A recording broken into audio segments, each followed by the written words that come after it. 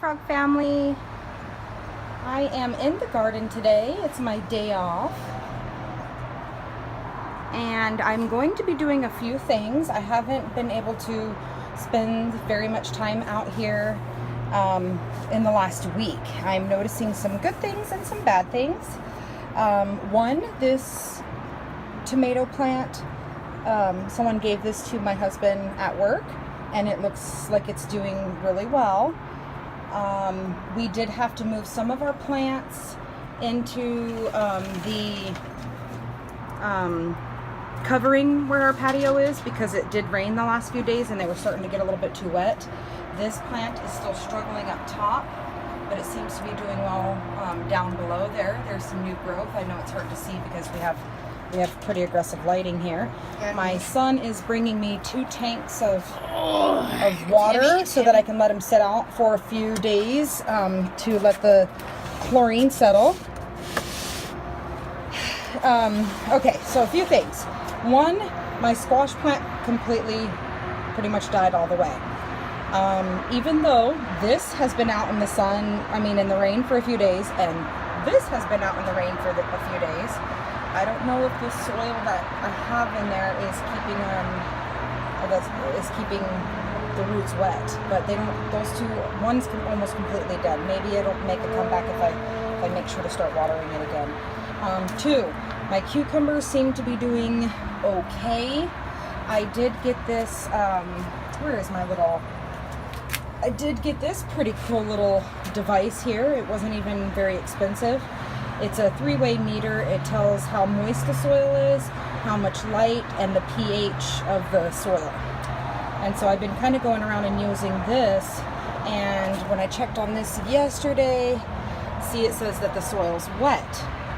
But that must be deep down inside there, because as I stick my finger just in there a little bit, it's dry. So I don't know if I need to water it just because of the...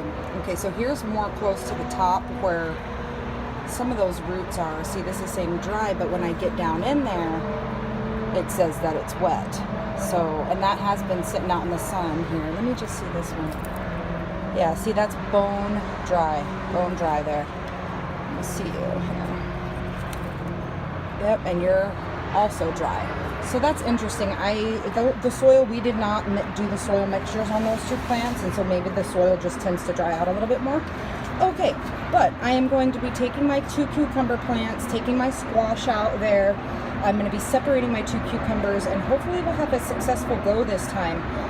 This is now our second go at cucumbers here. Oh, here comes my son with the other water tank. I got my neem oil from Rusted Garden just recently in the mail, and we got our hemp baby gentle soap that we're going to be using in our mixture today, and that's going to be a little bit later on. But that's my plan for right now, is to separate the 2 cucumber plants, and then the garlic here. Okay, let's take a look. So you're reading wet, fairly wet. And you could tell, because look, you can see the wet. I had a pot sitting right here, but I don't know if I told you guys, but I had some chives and some onions and some red onions growing right here from seeds. I did transplant them once I thought that they were healthy enough. That's why you can still kind of see the old little what are they, biodegradable pots or something like that. But my garlic was doing great, and then the garlic started doing this. So these were planted from our own little garlic bulbs.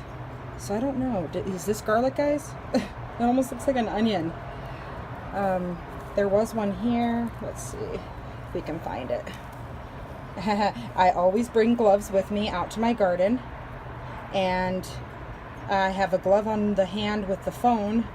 And I always forget to put gloves on before I start digging in my soil, but I think that's kind of part of it, getting in there and getting your hands dirty. It's just hard when I have to get to work the next day. So I do know that some of the reason why some of our plants struggled, oh, look at this.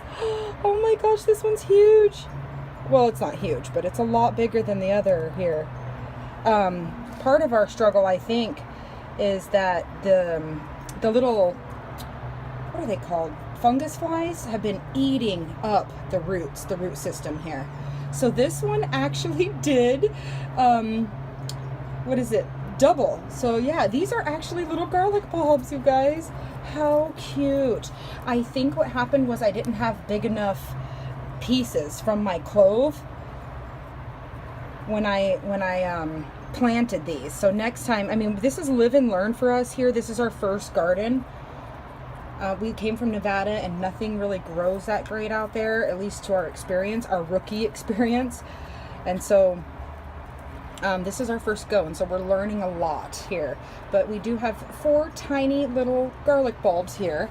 And then the other day we dug up the potatoes and we had some tiny potatoes.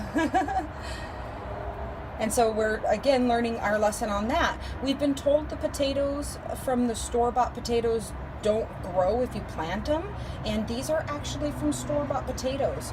We haven't eaten them yet because I think we dug them up a little bit early, but yeah, they grew. So we're again live and learn here. We may next time wait it out a little bit and let the potatoes get a little bit bigger. Again, we're not going to eat these. If you guys know if they are edible once they hit full maturity, if you can comment below if the store-bought potatoes or potatoes that grow from the store-bought potatoes are okay and healthy enough to eat. That would be great. So that will probably end up maybe going in some compost or something like that. I don't know. But basically what I'm going to be doing is turning all of this soil. I'm going to be fertilizing this soil. I'm going to be giving it a neem oil treatment. I'm probably going to be adding some drier soil in with it because this pot did sit out in the rain and the meter is reading that the soil is wet. And so, yeah, so that's my projects for the next few moments here. I really need advice on this from someone who has more experience. Callie Kim, Rusted Garden. What is,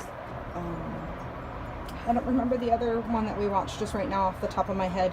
Please give us some advice on this plant right here. This is our red raspberry plant, and it seems to be struggling up top, but we have some nice healthy you know, growth down here below, and so I just don't know what to do with this one. I'm tempted to just trim off this whole piece up here and just kind of let those bottom pieces grow. What do you guys think? I need advice. Just an update on my peas are doing great, and I'm so shocked because of the amount of soil that they're growing in over here. But I did find a container, and I think what I want to do, because I don't want to disturb them too much, is I think I'm just going to take like an X-Acto knife to the bottom of this little black container and fill another container that kind of matches the size of it, and then just set it down in there so that I don't disturb the peas, because we've also been somewhat unsuccessful with peas. Our green beans were doing fabulous, and now this is what's left of them, sadly. Those are bugs, but again, we have our neem oil, so I'm going to be spraying everything today with some neem oil. This is our squash plant. I'm also going to be transplanting the squash plant today, and I'm just going to be going around and probably relocating some stuff that needs more sunlight, that is not getting enough sunlight. Because again, this patio that we are under here, it's very minimal, very minimal light that comes through here. This is our tomato plant. Oh my goodness, we got this plant from a baby. It was probably about the size of this other little tomato plant that's growing in there. And so you can see all the little tiny cherry tomatoes. Sorry, the focus is a little off right there. We go. Little tiny tomatoes right there. Aren't they adorable? They're growing all the way up. We have tomatoes, just lots and lots of tomatoes. So, because we are beginners, we're learning, you know, and we will keep you posted, and I might even do another video a little bit later on today, an update video. So stay tuned, Little Frog family. Bye for now.